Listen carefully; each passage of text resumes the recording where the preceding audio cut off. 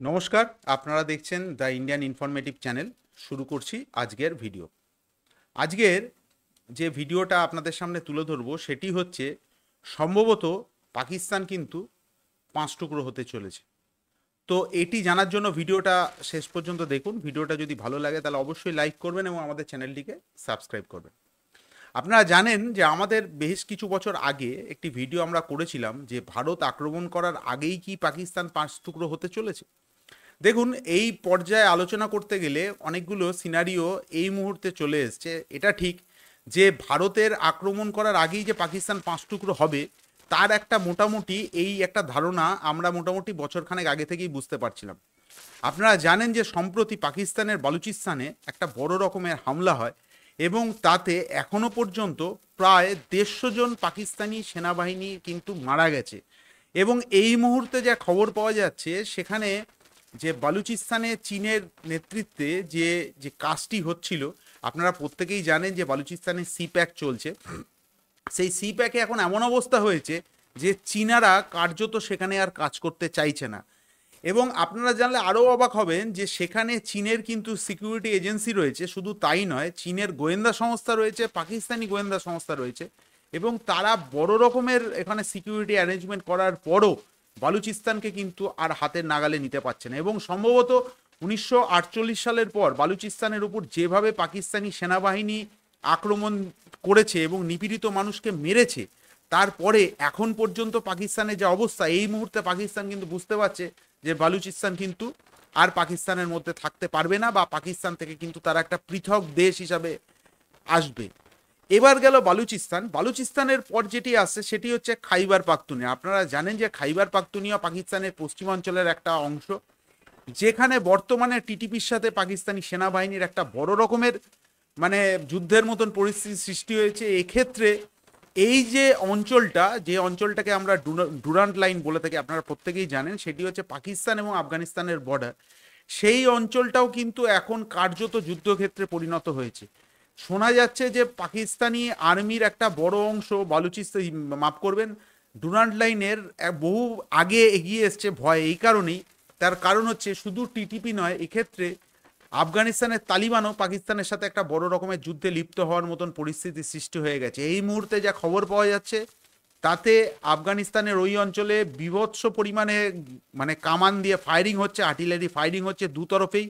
এবং কোনো কোনো জায়গায় শোনা যাচ্ছে যে আফগানিস্তানের যারা সেনাবাহিনী, বিশেষ করে তালিবানের সেনাবাহিনী, তারা কিন্তু বেশ কিছুটা অংশ পাকিস্তানের ভেতরে ঢুকে এসছে। অতএব এই অংশটা কার্যত পাকিস্তানের একেবারেই হাতছাড়া হয়ে গেছে। এ কারণেই বলা, মানে এটা যদি আপনাদের যদি আরও বিস্তৃতভাবে ব্যাখ্যা করি, আপনারা জানেন যে এই অংশটা হচ্ছে পাখতুন অঞ্চল। এবার এই পাখতুন কিন্তু শুধুমাত্র যে পাকিস্তানে রয়েছে তা না, আফগানিস্তানেও বড় অংশে পাখতুন রয়েছে। এখন এই যে ডুরান্ট লাইনটা যখন তৈরি হয় তখন কিন্তু পাখতুনদের মতামত কিন্তু নেওয়া হয়নি।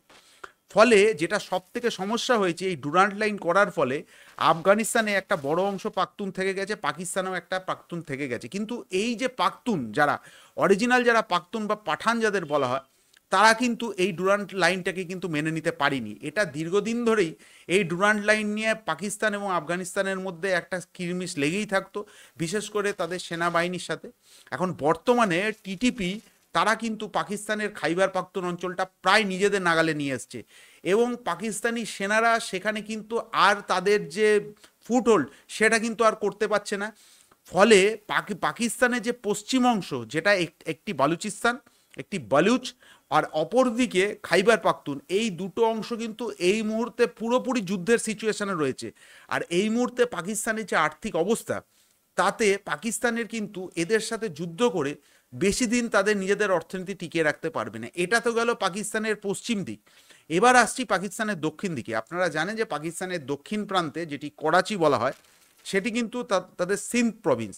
এখন এই সিন্ধ প্রভিন্সে যেটা সব থেকে গুরুত্বপূর্ণ যে জায়গাটা হয়েছে, বর্তমানে সিন্ধে কিন্তু একটা বড় সড়ো সাধারণ মানুষ প্রতিবাদে নেমেছে এবং সিন্ধের পুলিশের যে থানা, সেই থানা কিন্তু জ্বালিয়ে দেওয়া হয়েছে।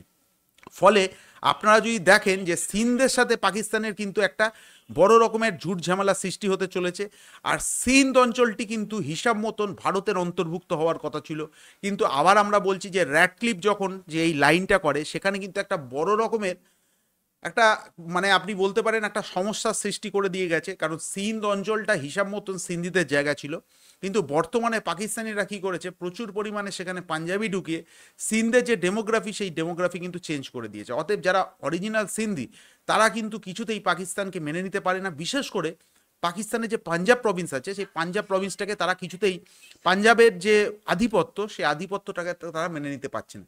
এবার আসছি হচ্ছে পাকিস্তানের উত্তরাংশ, যেটাকে বলা হচ্ছে পাক অধিকৃত কাশ্মীর এবং গিলগিট বাল্টিস্তান।